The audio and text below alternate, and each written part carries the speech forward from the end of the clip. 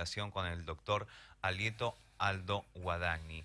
Él es un economista graduado de la Universidad Nacional de Buenos Aires, colaborador de los diarios La Nación, Clarín Buenos Aires, entre otros. Y también tuvo a cargo las carteras de Recursos Hídricos y Energías, Relaciones Económicas Internacionales e Industria, Comercio y Minería. Fue embajador de Argentina en Brasil y ha sido uno de los hombres que contribuyó a articular el Mercosur y muchísimas cosas más. Buenos días, doctor Alieto. Buen día, un cordial saludo, señor. ¿Qué tal, doctor? ¿Cómo le va? La verdad que es un placer tenerlo en la primera mañana de Cadena 103. Veo que, bueno, usted es economista, pero veo que en el último tiempo está muy abocado, es miembro de la Academia Nacional de Educación de la República Argentina y vengo escuchando distintas notas que le van haciendo en distintos medios y la verdad que queríamos poder conversar con usted porque la verdad que a veces escuchamos datos que nos asombran, que nos llaman a la reflexión, y que queremos que usted nos cuente cómo ve la educación hoy, en este momento, en la República Argentina. Bueno, la educación en la Argentina tiene varias características. Primera, que es de poca calidad, y esto surge de las diversas comparaciones internacionales, ya sean las pruebas que organiza la OECD o la propia prueba que organiza la UNESCO. La Argentina, hacia la década del 90, el nivel de los conocimientos de los pibes argentinos era prácticamente el más alto de América Latina, superado únicamente por el de los cubanos. Hoy la Argentina ocupa el lugar octavo, noveno, décimo, muy atrás de otros países como Cuba, Chile, México, Brasil. La segunda es una fuga de la escuela estatal. Este es un fenómeno nuevo. La educación primaria argentina es obligatoria de la Ley 1420, 1884. Desde 1884 hasta el año 2003 nunca cayó la matrícula pública primaria. Bueno, usted tiene del 2003 para acá un gran proceso de privatización. Hay 340.000 pibes más en las escuelas privadas, primaria, y 236.000 menos en las estatales. Este es un fenómeno en todo el país, incluso en la provincia de Buenos Aires, ¿no? ¿Qué es lo que está atrás de esto? Bueno, no es fácil dar explicaciones, pero seguramente el hecho del incumplimiento del calendario escolar. Cada vez que se cierran escuelas, las que se cierran son las escuelas públicas, las escuelas privadas se cierran mucho menos. Y los resultados de esto es que hay una profunda desigualdad. ¿Quiere que veamos las cifras de Olavarría? Por favor, si las tiene, ¿cómo no? Bueno, las cifras de Olavarría están disponibles de hace 2 años, en los anuarios, en la información del Ministerio de Educación. Da la impresión de que no es un tema que haya preocupado, porque no lo han discutido. Pero veamos la situación de Olavarría. En la prueba del año 2017, nivel secundario en matemática. Bueno, la desigualdad que hay en Olavarría entre los pibes de escuelas estatales y privadas es enorme. En las escuelas estatales el 74% no puede superar el nivel básico, o sea, insuficiente. Mientras que las privadas... Cuando usted dice, doctor, el nivel básico, por ejemplo, no entiende la comprensión de un texto. Bueno, depende en cada caso, porque puede ser matemática, lengua, ciencias naturales o ciencias sociales. Las categorías son debajo del nivel básico, básico, satisfactorio y avanzado. Entre el básico y debajo del básico, en Olavarría, el 74% de los pibes que van a escuelas estatales están en esa situación, mientras que los que van a escuelas privadas está el 48%.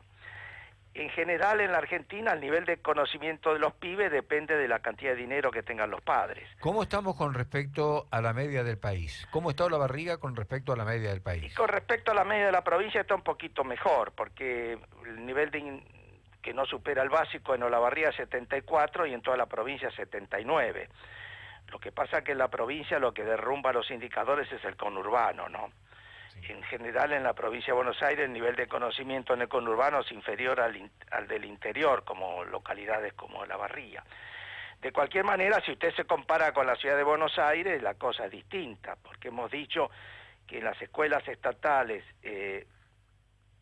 nivel secundario, último año, matemáticas, en la Barría, el 74% no supera el básico. Bueno, en la ciudad de Buenos Aires no lo supera el 59%. Está menos mal, ¿no es cierto? Eso en todo el país, o sea, el sistema consagra una gran desigualdad. Yo no conozco ninguna localidad donde el promedio, siempre hay excepciones, ¿no es cierto? Sí. El promedio de conocimientos de alumnos de escuelas públicas esté por encima de las privadas, lo cual no quiere decir que en algún caso haya una, dos, cuatro, ¿no? Pero de alguna manera, lo que usted me está diciendo es que cada vez, digamos, el tener oportunidades para el futuro perjudica más a los chicos pobres y favorece a los chicos ricos. Totalmente.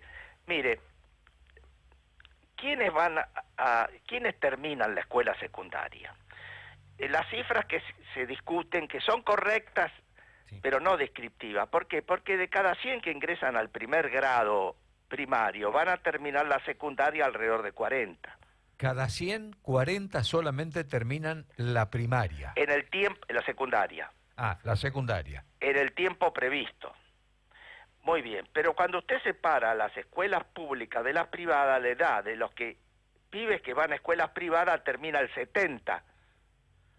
Y de los que van a escuelas públicas terminan 27, 28, 29. Hay provincias argentinas donde apenas el 10 o el 12 o el 14% de los pibes que ingresan a un primer grado público terminan la escuela secundaria. Santiago del Estero, por ejemplo. Y del otro lado, el 90 o el 95% de los que van a escuelas privadas terminan la escuela secundaria. Entonces, no es bueno un sistema educativo donde el futuro del pibe depende de la cantidad de dinero o el nivel socioeconómico y cultural de los padres. Es un sistema que reproduce la pobreza y no la puede eliminar. Doctor, usted es una persona que se ha dedicado a temas vinculados a la industria, a relaciones internacionales. ¿Por qué elige a esta altura de su vida, tal vez cuando de alguna manera, y discúlpemelo, tal vez por una cuestión de edad, se está retirando de la actividad pública? ¿Por qué elige trabajar en temas de educación? Porque es muy buena la pregunta. Usted dice que yo soy economista, es cierto. Ahora, el capital humano en el siglo XXI, acumulado por la educación, es 4 veces mayor al capital físico de toda la destilería de petróleo, todos los campos productivos, toda la refinería, todos los oleoductos, todas las plantas petroquímicas. Hay un estudio del Banco Mundial de hace varios años que se tomó el trabajo de medir todo el capital. En el siglo XXI, el capital que interesa es el humano, no el físico. ¿Quiere que le dé un ejemplo? Corea no tiene nada. Y mire cómo están los coreanos comparados con los nigerianos que le salen los hidrocarburos por la oreja. Tener recursos naturales en el siglo XXI no asegura el crecimiento económico. El mundo del conocimiento. Sí, señor. Entonces la revolución tecnológica es tan grande que está relegando a la importancia de los recursos naturales, lo cual no quiere decir que no la tenga. Más vale tener que no tenerlo, más vale tener vaca muerta que no tenerla. Pero creer que usted va a arreglar todos los problemas con un recurso natural es una visión, a mi juicio, primitiva. Los países que crecen, fíjese, después de la guerra, Japón y Alemania quedaron devastados y en 5 o 6 años volvieron a crecer. ¿Por qué? Porque el capital humano era enorme. El nivel de conocimiento en Alemania y en Japón era muy alto en la década del 40. Hay varios estudios que demuestran cómo rápidamente pudieron salir adelante los países europeos y Japón gracias al capital humano, al nivel de conocimiento de la población. Entonces, si a usted le interesa la justicia social, la equidad distributiva, la igualdad de oportunidades, tiene que mirar cómo funciona el sistema educativo y hacerse la siguiente pregunta. ¿El sistema educativo ayuda a construir una sociedad más justa? Más justa, pero justa no por resultados, sino por oportunidades. Lo que interesa básicamente en el siglo XXI son las igualdades de oportunidades. Que el futuro de un niño no esté determinado por el lugar del barrio donde nació. ¿Y quién es el padre? ¿Y a qué ¿Y a qué se dedica el padre? ¿A qué se dedica el padre? Eso es clave, eso es clave. No es fácil, pero hay países que están haciendo los esfuerzos. Hay un dato que usted viene dando, que yo lo vengo escuchando ya en 2 o 3 notas. El otro día hizo una nota muy linda en Radio Continental, hace muy poquitos, la semana pasada lo escuché. Y la verdad que dio datos que alarman, porque usted habla, volviendo al tema de los chicos del colegio secundario, de la etapa del colegio secundario, usted dice que países como Perú, países como Chile y algunos otros más que mencionó, tienen un éxito, o por lo menos tienen cifras mejores que las nuestras. Sí, claro. Nosotros que nos hemos creído durante muchísimos años que estábamos, es más, mencionó El Salvador, que Sí, casi sí, es sí, le una... digo, que tengo la casi es una republiqueta de Centroamérica. Sí, tengo la lista acá: Perú, Chile, Cuba, Colombia, Bolivia, Costa Rica, Paraguay, Ecuador, El Salvador, México. Esos países tienen... Un mayor, no estamos hablando de calidad, estamos hablando de cuantitativamente de nivel de graduación. ¿Cuántos estudiantes terminan la escuela secundaria? O sea, la graduación secundaria. ¿Por qué piensa usted, después de este tiempo que se dedica a este tema, que las políticas públicas en la República Argentina no están destinadas precisamente a paliar este déficit educativo? ¿Le conviene a la política? ¿Es desidia? ¿Por qué pasa esto? Porque la política se fue de la escuela pública. No al nivel del discurso, pero sí al nivel del comportamiento familiar. Porque la mayoría de los políticos argentinos manda a los chicos a escuelas privadas. Bueno, yo tengo otra mirada. Tengo otra mirada, perdóneme que lo interrumpa. Y es que el tema educativo no da resultados de un día para el otro. El tema educativo, para cambiar la historia del tema educativo, llevan muchos años y nadie quiere quiere meterse en un programa de muchos años. Es una buena explicación, Y además, no hay una sociedad que reclame mucho por mejorar la educación. Vamos a ver, el lunes pasado cerramos 55.000 escuelas. El lunes pasado, el 8 de julio, al gobierno se le ocurrió que como el 8 de julio era un lunes, había que cerrar 55.000 escuelas porque el día 9 era el 9 de julio. ¿Qué le dice a usted el sentido común? Ojo que esto perjudicó a 1 de cada 3 argentinos, porque al nivel inicial, al primario, al secundario, al terciario, a la universidad van 15 millones de argentinos. Pero se decidió cerrar todo porque había que hacer un feriado puente. Me pregunto yo, y a ver qué opina usted, ¿y si en lugar de haber cerrado 55.000 escuelas, le hubiéramos dado clase a los pibes para explicarles qué pasó el 9 de julio en Tucumán? Sí, coincido con usted, pero yo también escuché lo que usted dijo hace pocos días, en esa nota a la que hago mención, que Argentina es el país que tiene el ciclo lectivo más corto de América Latina. Sí, señor, de hecho sí, porque nuestro ciclo es, por ejemplo, en Cuba son 200 horas por año. Sí. La Argentina tiene por ley 180 por 4, son... ¿Horas o días? Horas. No, perdón, días. Cuba tiene 200 días, Costa Rica, Chile, México anda por 190, pero la diferencia no está en eso, sino que ellos lo cumplen en el calendario. Créame que... Nosotros nunca lo cumplimos.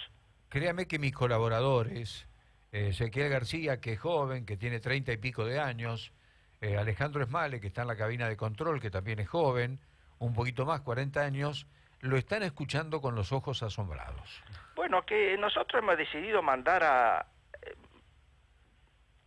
negarle el futuro a los pibes.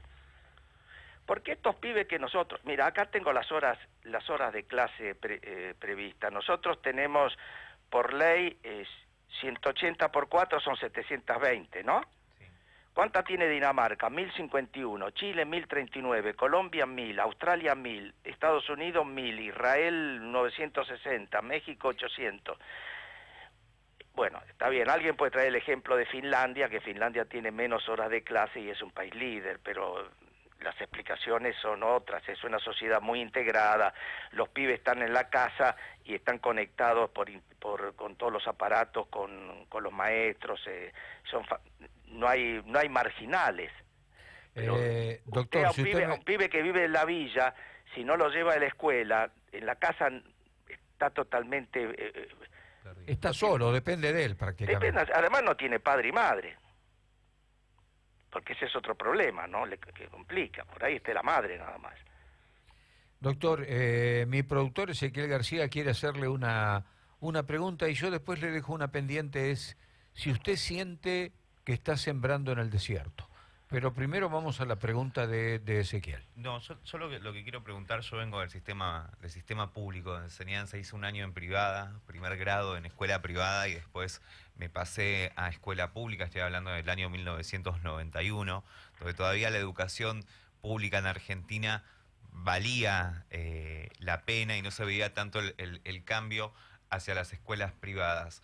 ¿Por qué en Argentina el gobierno de Duhalde termina implementando un sistema educativo secundario que fue un caos en Europa, como lo que fue el polimodal? Bueno, eso ya hace a la organización del polimodal, que seguramente luego fue dejado atrás. Pero ojo, no se olvide que Duhalde hizo algo, que fue el primer gobierno argentino que lo hizo, fue hacer obligatoria la escuela secundaria. Sí. La escuela primaria es obligatoria desde la ley 1420, 1884, y la secundaria es obligatoria en la Argentina apenas desde el 2006. Obligatoria entre comillas. Bueno, nadie la cumple. Nadie la cumple. Yo conozco un solo intendente municipal, uno solo en la Argentina que se haya ocupado del cumplimiento, que fue el actual gobernador electo de Santa Fe, el gobernador Perotti. Sí. Cuando era intendente de Rafaela, él como intendente ponía toda la administración municipal para que en el mes de marzo fueran a la escuela secundaria, al primer año de la escuela secundaria, para ver quiénes se habían anotado. Y después veían los que habían terminado la primaria el año pasado, iban casa por casa a preguntarle por qué no iban al colegio. Uno solo, sobre 3.000 municipios en la Argentina. Bueno, lo escucho con mucha energía, con muchas ganas, con mucho entusiasmo. ¿Va a seguir con estos temas? ¿Siente que está sembrando en el desierto? No, nunca se siembra en el desierto porque la reacción de gente como ustedes, con su peso comunicacional, es importante. Además, yo creo que la sociedad sabe que nosotros necesitamos apostar al futuro de los pibes. Y a los que son peronistas, les recuerdo que Eva Perón decía que los únicos privilegiados son los niños. Sí. Entonces es hora de cuidar el futuro de los pibes. Es un siglo muy riesgoso. Los avances tecnológicos son de una velocidad hiperbólica comparada con el pasado. Los empleos cambian y se necesita una preparación mucho más actualizada. En fin, eso es otra historia, ¿no? Ahí, no hemos discutido los contenidos, pero eso es otra historia. Sí, aparte también recordemos algo, que Argentina cambia ahora con el nuevo acuerdo con la Unión Europea, y sí o sí los argentinos nos tenemos que actualizar y la educación se tiene que actualizar para sacar a chicos más preparados para lo que nos tenemos que enfrentar de mercado. Para lo que cabe duda, mire, vamos a la graduación universitaria, porque el siglo XIX fue el siglo de la escuela primaria, y la Argentina ganó por goleada con la ley 1420, con Roca y Sarmiento. Siglo XX fue el siglo de la escuela secundaria y ahí ya no nos fue tan bien. Y el siglo XXI es el siglo de la universidad y no nos está yendo bien. No nos está yendo bien. Tenemos pocos graduados universitarios.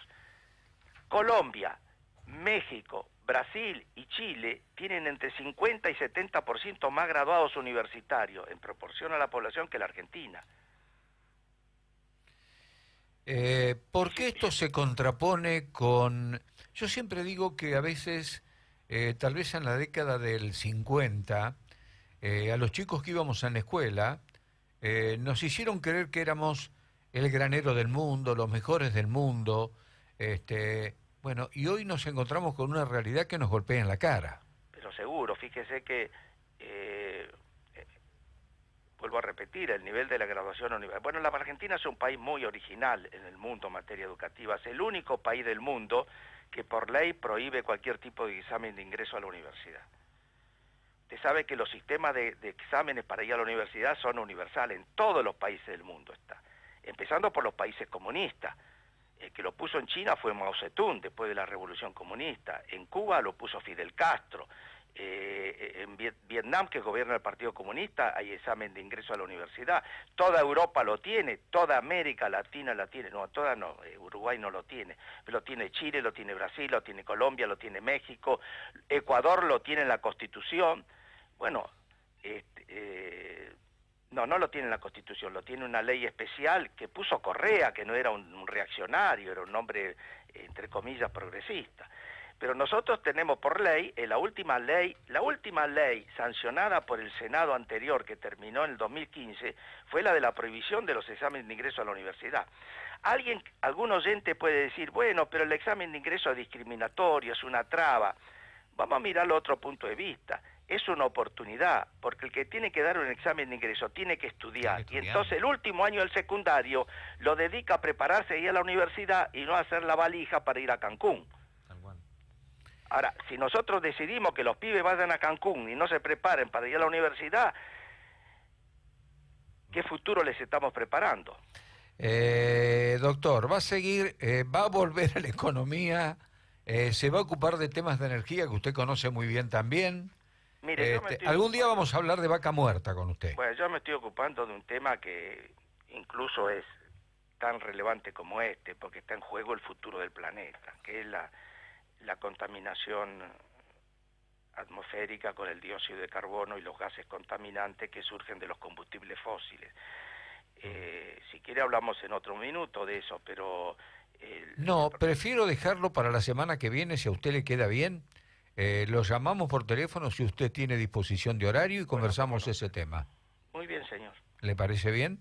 Sí, señor. Yo le agradezco muchísimo. Siempre me acuerdo de una frase que me dijo usted, porque una vez, muy rápidamente, en la pista central de Palermo, tuve la oportunidad, usted era funcionario en ese momento, de hacerle una nota muy breve, una nota al paso, no como esta, sin mucho sentido tal vez, pero uno a veces quiere tener la palabra de los protagonistas, y le pregunté, yo era muy joven aún, le pregunté me acuerdo siempre, si la globalización había venido para quedarse. Le estoy hablando de los primeros años del gobierno de Menem. Y usted me contestó, me dijo, hijo, la globalización empezó con Magallanes. Y la verdad que me dejó pensando. Sí. La globalización es un hecho. Hoy ya no interesa la localización geográfica de ninguna actividad. Lo que interesa es el nivel de conocimiento de la población que va a manejar esas innovaciones tecnológicas. Nadie tiene la vaca atada, porque son iniciativas distintas, donde la clave es el nivel de conocimiento de la población, ¿no? Hay un oyente que nos manda un mensaje, lo va a leer Ezequiel, por favor. Dice, hola chicos, yo creo que todos los que estamos escuchando estamos reasombrados y ojalá tengamos muchas personas como el señor. Felicitaciones, un mensaje que llega a través del WhatsApp de la radio. Bueno, no lo decimos nosotros, doctor, lo dice la gente que nos escucha. Bueno, un cordial saludo a la gente de Olavarría. Un abrazo muy grande.